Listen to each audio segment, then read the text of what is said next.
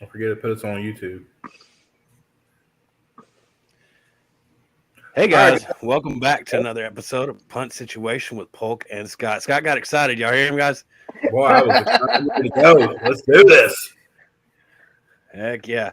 So the part 3 of our wide receivers, we're going to talk about. We already went through Scott's wide receivers. We already went through Sapp's wide receivers. Now it's time for the best list that there is.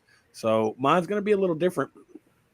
I definitely made some reaches, but like we talked about, Cooper Kupp was taken late in drafts last year, a lot later than he should have been. He ended up as the number one, so Justin Jefferson was going in the second, third round.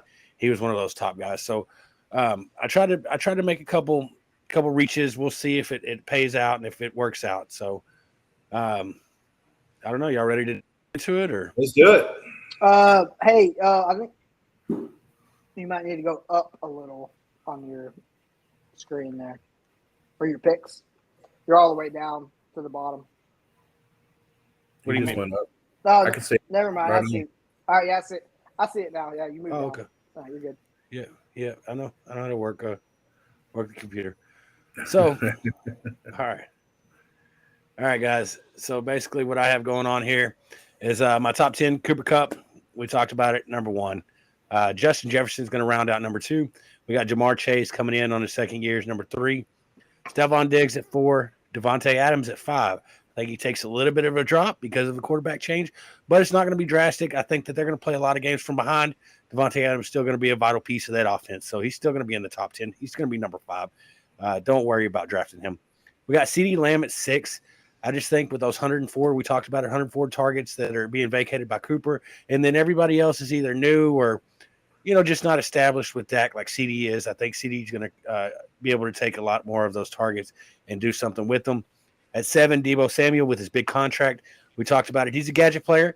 They're going to be using him in the end around. He got paid all that money so that he can still run the ball. So he's still going to be valuable. He's still going to get those touches, especially in PPR, things like that. Wide receiver and running back. It's just he's going to be a yardage monster. We got Tyreek Hill at 8. I think that it works out for him and Tua. Tyreek Hill is going to get his yardage. He got paid. He's a guy that he's going to get over 1,000 yards. He's going to have to. They're going to feed him the ball. They're going to give him plenty of opportunities. And if Tua can hit him over the top, when he beats some of these guys, you got to think. I mean, he says that he whooped the Bills in the playoffs. He says those guys can't cover him. He gets to see him 2 times this year. So I think Tyreek Hill still has a very solid season. And as long as Tua can get him the ball, it's still going to work out. At 9, I've actually got Scary Terry. I think he has a quarterback upgrade. Going with Carson Wentz. So I think that they're going to be able to find Scary Terry a little bit more. He is the only piece in that offense, really, right? Like Antonio Gibson don't know his role. No one else knows their role. But Terry has established his role. He's established himself as a number 1 receiver. He's established himself as a good receiver with terrible quarterbacks.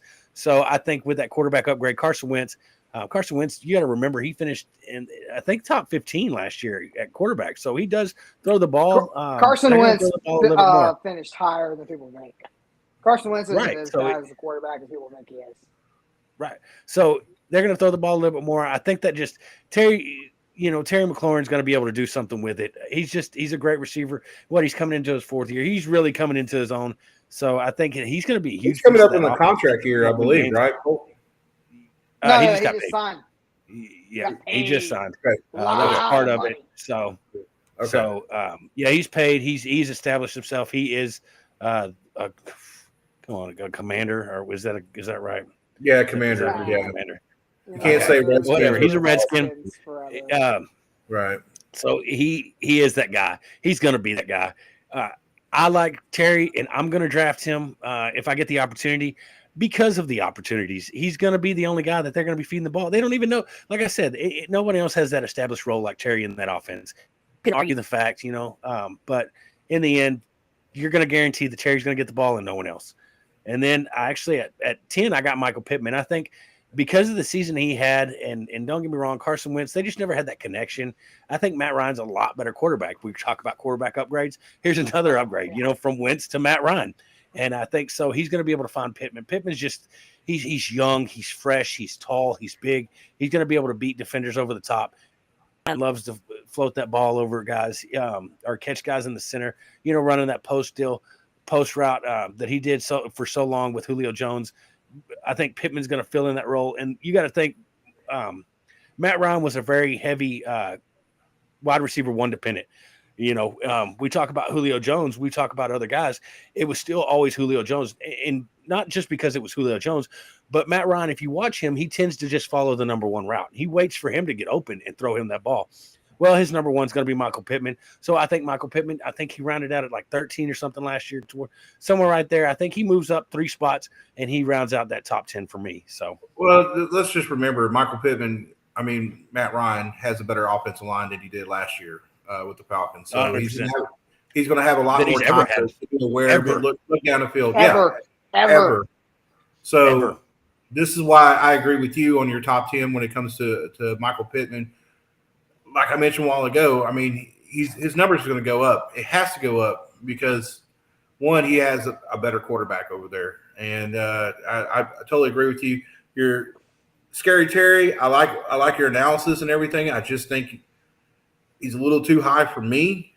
You know how I feel about Carson Wentz. I think he's going to come out gunslinger, and then all of a sudden he's going to go into this mode that he can't throw the ball, He throws 400 passes, right? That's about the average, right, for a quarterback. Right. Most quarterbacks throw around 400 passes a season. Correct. Who else is he throwing to? I mean, he could throw to somebody else, but I agree with you to a certain point. I just don't think he's – Why would you? I don't think he's top 10. I think he's like 12, 13. My only thing with Wentz is that I like Wentz. I think Wentz is a pretty decent quarterback. But to Polk's point, even if he does do his little double sprain ankle at the same time, you still have what's his name behind him? Henneke. No, the starter last year. Henneke. Yeah. Thank you. Yeah. Never remember his name. But you still have him back there who has a rapport with him already. Right. Is it as good as Carson Wentz? I don't think so. I think he's a pretty mediocre quarterback, more of a backup quarterback guy. But, I mean. And that dude made his name finding Terry McLaurin last year. Right. Exactly. So, yeah. So, I think, I like Scary there at 9. I put him in my, honorable mentions because, like I said, I'm just scared. I'm the same thing with Scott. I'm scared of Wentz. I don't know what Wentz is going to do. If he's going to be playing the same way they did with the Colts, which, I mean, he didn't take them to the playoffs. Wentz is going to do like he always has with the Eagles and the Colts last year. He's going to come out looking strong. Everybody's going to talk highly about him, and then all of a sudden he's going to drop. What is he going to break both of his ankles this year? We'll see. I don't know, but there's something about Carson Wentz that he just, he gets started good and then he just dies. There's something I don't know what it is. He gets tired. I don't know. Who knows? He's not a great quarterback. I think Wentz tries too hard. Agreed. Yeah, he does. But as long as he tries too hard to Terry McLaurin, then Terry McLaurin rounds out that top 10. Oh, okay. So there you go. All right. So let's move on to your value there, Polk. So value, I got Cortland Sutton. He's going as a 26 receiver, 61st pick over. Value. I think that we talk about quarterback upgrades. We got Russell Wilson. Russell Wilson has made DK look good. He made Tyler Lockett from nothing to something. I think Cortland Sutton, he hadn't had a quarterback. Cortland Sutton's one of those big, tall guys that loves to beat people down the sideline. Kind of dealt with injuries and things like that. But again, he's never had a quarterback. As we talk about Drew Lock, we talk about, oh man, they look like the Cleveland Browns the past 5 years with quarterbacks. They're turning them over like nothing else. And now you have a guy that's established himself in the NFL, and you have the whole team. But you got Javonte Williams running the ball. You have Jerry Jeudy. You have other pieces. So that it's not just stop Cortland Sutton. And Cortland Sutton is going to be able to do what he does best and beat single coverage. So I think he's great value for the pick, especially 26th. I mean, the guy can end up in the top 15 if everything plays, because don't get me wrong. The team has other pieces, Tim Patrick, Jerry Jeudy, things like that. But Cortland Sutton was drafted to be that guy, and I think that he steps into that role a little bit more.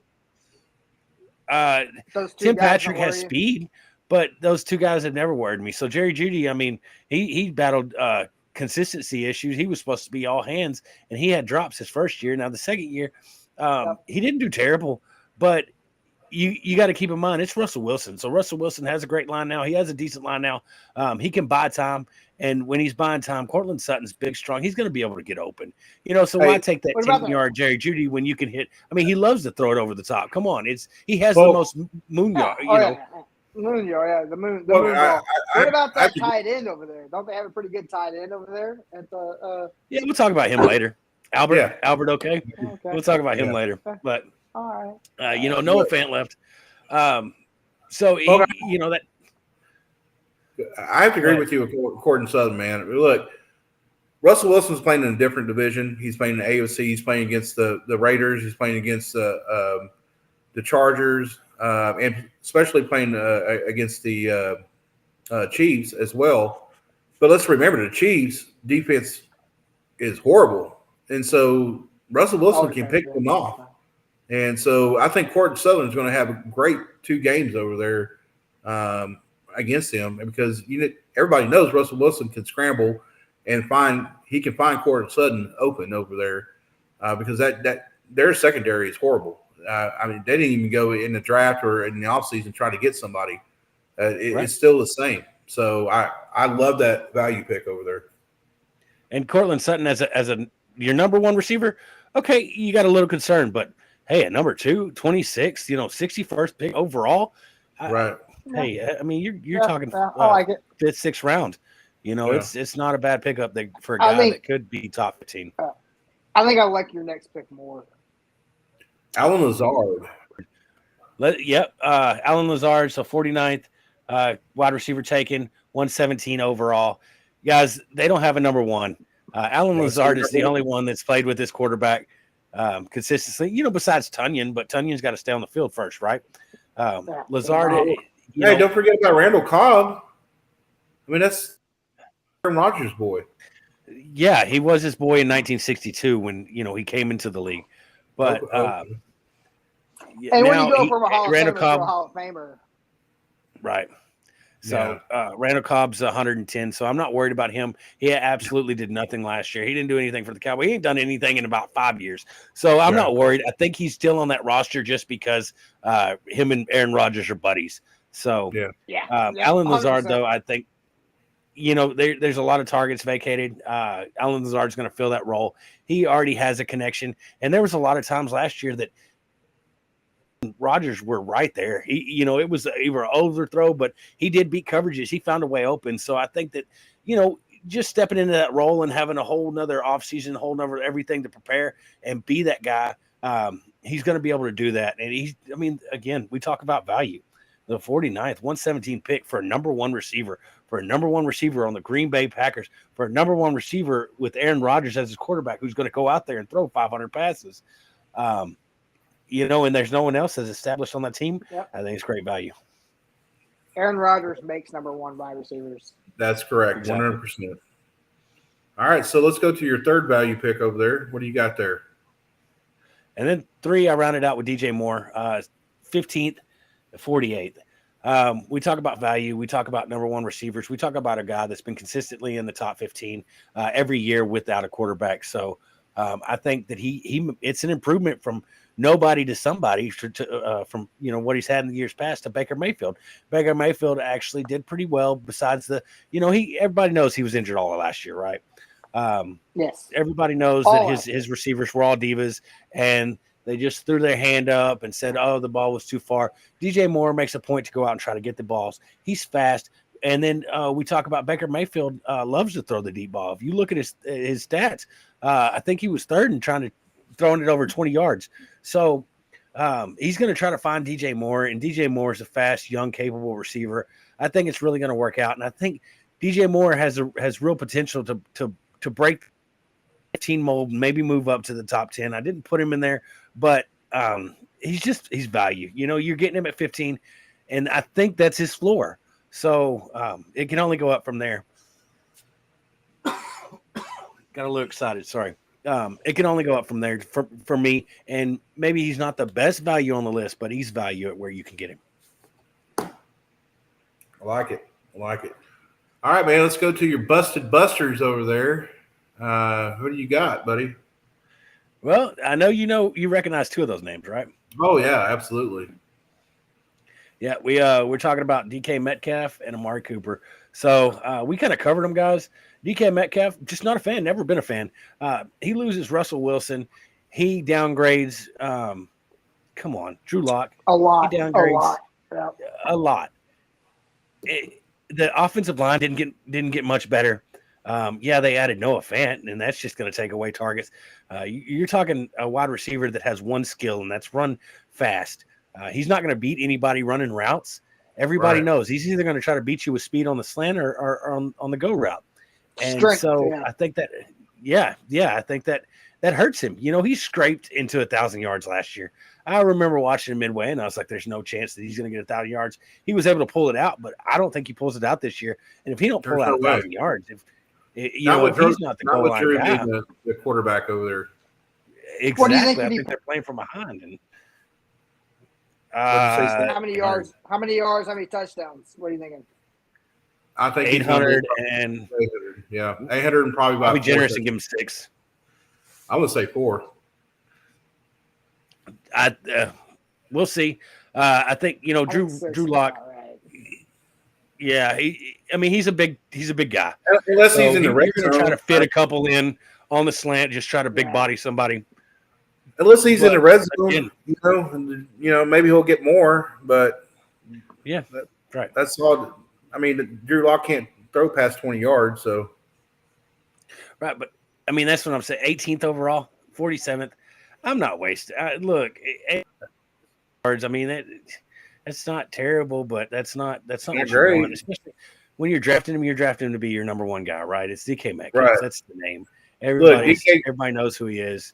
If you're going to draft DK, I would draft him after you establish all your wide receivers. And, if DK's still there for some odd reason, maybe put him in your bench. Right. Everybody listens to us. For sure. Yeah. Yep. Exactly. So, and that's what guy that I'm willing to start my first 2 spots consistently too. He's not a guy that you could throw in. You got to look at matchups. You got to look at how him and Drew Lock do together. That's too much. That's too much to draft him 18th overall. There's other guys on this list that we're going to talk about that I'd rather have over DK Metcalf. So which I'm surprised on you mention here. You have one of them in there. So let's go to your number 2, which I totally 100% agree with you on this one. Is 23rd, 62, 23rd wide receiver getting drafted. The pick 62. Darnell Mooney, for one, we talk about it. Terrible quarterback. Justin Fields, I don't think is going to be the guy. They talk about how their connections getting a lot better. Darnell Mooney was supposed to break out last year and he didn't. This is a guy that has speed, but he's not going to be that number 1 receiver. So I'm sorry, and that's what everybody's drafting him as. Everybody wants Darnell Mooney to be the guy because no one else exists in that offense. But no one's going to exist in that offense, especially with a new coach. Way too high in the polls. Way too high in the polls right now. Exactly. Everybody's grabbing Darnell Mooney when you can have a lot better receivers. So he's a guy that I'm going to miss on. I'm not going to try to draft. Like I said, last year, the people that drafted him regretted it. And I'm sorry, but I watched it. He was a guy that I was looking at that had potential. He had the most separation yards. He, beating guys on because he is fast, but his quarterback's not going to be able to find him. Teams know what he is, and I wouldn't even pick him up for a bench player. That's my opinion. You take a stretch, maybe a bye week. He's going to have 1 or 2 good weeks. Yeah, but Mooney is. You're not going to be excited about it. He's a guy that you're going to start, and you're going to go, oh man. The only way is there anybody on the waiver wire? Yeah, the only way I would can I trade? Exactly, on a trade. That's the only reason why I would pick him up. And like, you need a wide receiver? Here's Darnell Mooney. He's a last. Right. I think Mooney's a last ditch effort. You just throw him in to sweeten the pot. Right. Yeah. or to even pick up off waiver wire if you have all this. If you forgot about bye weeks, also remember bye weeks, buds. But if you forgot about bye weeks and all of a sudden you're 1, 2, 3, and 4 all have a bye week in week 5, and you didn't realize that, and you're like, oh shit, I had to pick somebody up. Even then, it's like, do I pick up Mooney? Because that's the thing is he's going to be by week 5. He's probably going to be sitting in your free agent pool. You're going to look at him and you're going to think that's value. I'm going to tell you now, don't do it. Just go ahead and skip on it and move to the next guy. Get Amon-Ra St. Brown or someone like that that's going to be sitting there. Yep. That's going to have that's going to give you opportunities. So yeah, I would trust Kenny Golladay over him. I don't know about that. That post was great. I think I would. It was, wasn't it? I think I would. It was fantastic. So go. Hey guys, tell a little bit about that post. If some of these guys haven't heard. So apparently, Daniel Jones threw a pass and he hit a disabled fan in the stands. And so someone tweeted that and they said, "Hey, Daniel Jones threw a pass and just hit a disabled fan."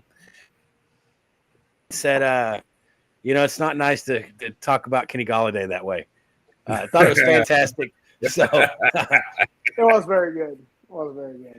That's really good. Kudos to them. They won Twitter for the day. So yes, sir, they did. All right, man. Give me your number 3. What do you got? And then, we talked about this, Scott. Amari Cooper. I think this does change if Deshaun Watson steps in. If he's not suspended half the year, if he's suspended 6 games, 8 games, it's still an issue. That's a good. That only leaves the connection of 10 games for them to even figure it out their chemistry and things like that. So, just not a fan. I think you avoid Amari Cooper this year. Like Sapp said, he's still young. Maybe you give him next year, but Cleveland's. I mean, come on. Y'all been drafting Cleveland receivers and Cleveland quarterbacks forever. Have they ever panned out for you? No. Right. It never works out. Everybody's got Odell, and now everybody's like, I'm not drafting Odell. And when he went to the Rams, it was a completely different guy. But when he played for Cleveland, he was terrible. He was terrible for fantasy. Jarvis Landry was not good for fantasy. He was great for the 1 year that his rookie PPR, year. But that was it. So, no one else has ever been good. So just avoid anybody that plays for the Browns. Maybe, you see that ruling Monday tomorrow and maybe he plays and then maybe you get Watson, maybe, I don't know. But I'm going to avoid Amari Cooper unless just something drastically changes. So, yeah. All right. So let's go. Let's go. Honorable. Yeah. I like these. Honorable mentions. Honorable. Yeah. I like these. This was a neat thing. Yeah, I kind of just threw it in there because I was talking about the bus and I was talking about value, and I was like, "There's kind of some more guys that I want to talk about." But yeah, I'm really interested in this. This is your first one's great. I'm excited about this. Renfro, 32nd overall, 80th. Yeah. Come on, this guy finished in the top 15 last year. Had a great showing at the end of the season. Just got paid, was Derek Carr's guy, was his go-to. I don't think that changes with Devontae Adams. Devontae Adams is a whole another beast, and he's going to feel comfortable and lean on if, he's looking at Devontae Adams and he's getting covered and he's not running, the route. It's going to be Renfro. It's going to be Renfro. It's going to be Renfro, and then it's going to be Devontae Adams. So for 32nd receiver overall, I think that's great value. Come on, if you're in a 10-man team, that's 8th round. Extreme value. That's the value off the charts. Couldn't get better. That guy. Oh, he's gonna be so good. Yeah. Yep. The only reason I don't take him higher is because Devontae Adams is going to demand his targets. Waller's going to demand his targets. Now, Hunter Renfro is going to be super valuable. He's just not going to be a guy that I can say every single week start as my number 1 receiver, my number 2. Be a great flex play. But that's that's kind of why he's in the honorable mentions. But yeah, anybody got anything on that? I was just surprised on the honorable mention with Hunter Renfro because you always make fun of him because he's the oldest 23-year-old you ever seen in your entire life. Because he's balding. Yeah, terrible. But no, great. I also remember him winning Clemson. Great player. The championship.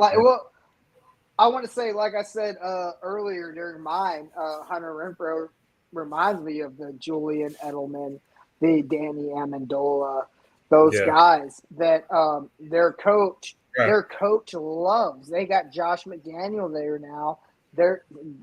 Josh McDaniel made those guys their careers. They won them those Super Bowls. So when you get that white Hunter Renfrow guy, and for some reason, don't ask me why, it's always a little white guy that Josh McDaniel loves that puts him in that slot position. Absolutely. 100%. All right. So, Polk, let's go with that number 2, baby. And then we talk about it. Allen Robinson, the second.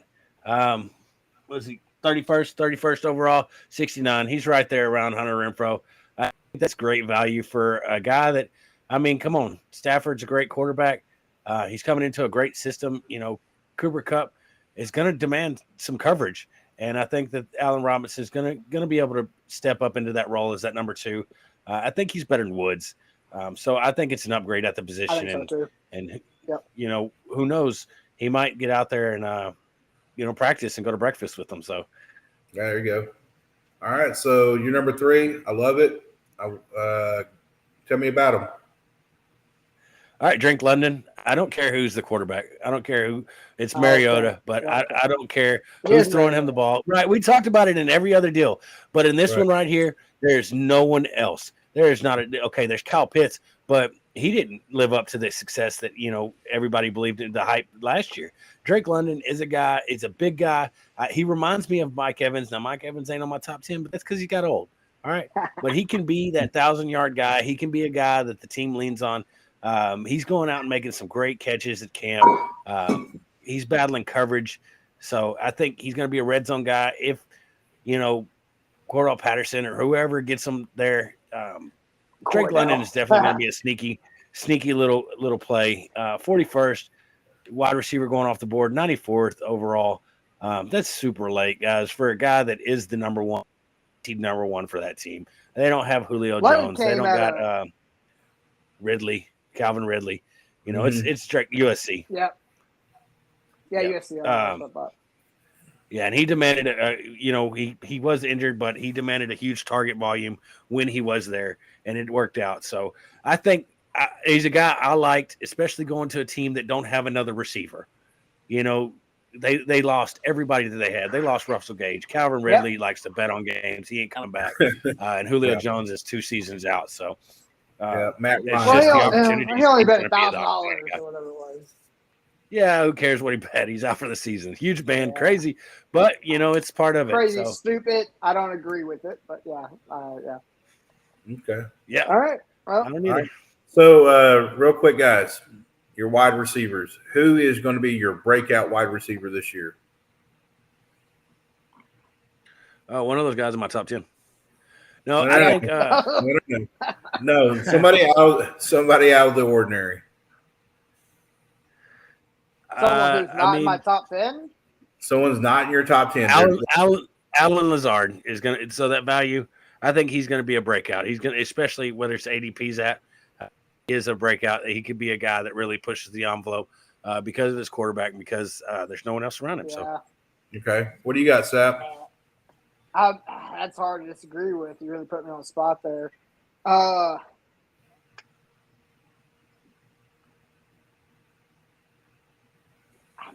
really like that Allen Lazard pick, but not in my top 10. You just caught me off guard. They're going to have a breakout year. They'll surprise everybody. I'll help you out, Sapp. Not my. Yeah, you might need to, because he really put me on the spot there. All right, while he's thinking about it, I'm going to go with Allen Robinson. I just had to pull my list up real quick. I'm going to go with Allen Robinson. Just the fact that he's in a new team. He's got, he wants to prove Chicago, hey, y'all screwed up. Y'all shouldn't let me go. You should have paid my ass. I'm going to go with Allen Robinson this year. I'm going with Marquise Brown. Gross. Yeah, I think Marquise Brown is going to fucking kill it. Okay. All right. Make sure you clip that because I want to hear that. I want to hear that Marquise Brown. Definitely clip that because I want to hear Scott saying that and then me being right about it at the end of the year. I want to try. Say it one more time. Say what? How Marquise Brown is going to be the. So you can't even say it in a straight face.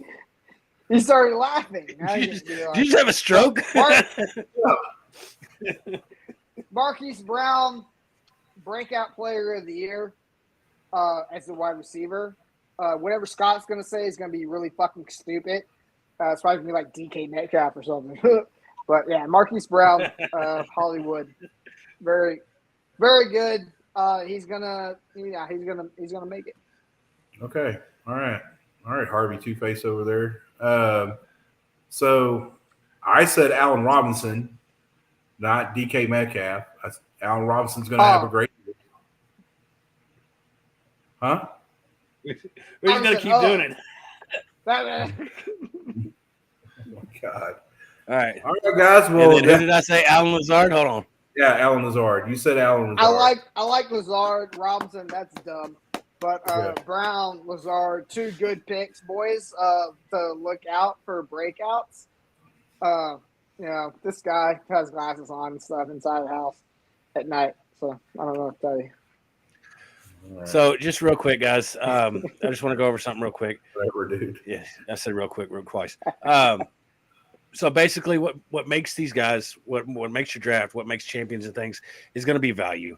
We talk about this. We talk about the first three guys that come off the board. They're never the first three guys. Again, you've had running backs, and I don't think one's repeated as the number one in the past like 8 seasons or something like that, something crazy.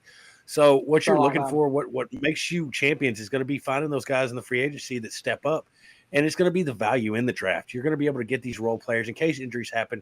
You're going to be able to fill them right in because you're going to have those values. We talk about it. Cooper Kupp going in the 7th round, 5th round, things like that. Last year became the number one guy. Jonathan Taylor, I think, went in the end of the first. Became the number one guy. So it's not, you're not going to lose it because you didn't get the number one pick. You're not going to lose it because you didn't get the number 2 pick. It's about finding value. It's about the middle of the draft and the late rounds. So make sure you do your research. Make sure you listen to podcasts or listen to us, really, though.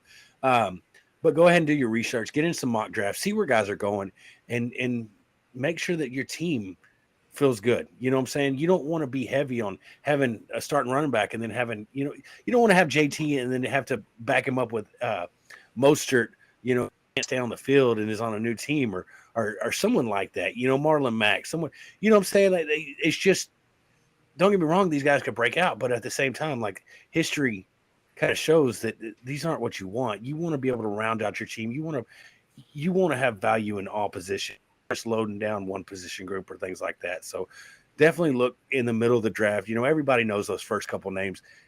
You need to know all the names of where people are going and who's starting for teams and who's going to have the best opportunity to win you your championship. Absolutely. Hey, and don't forget, man, every single time that you're going to draft with someone who's a fan of someone.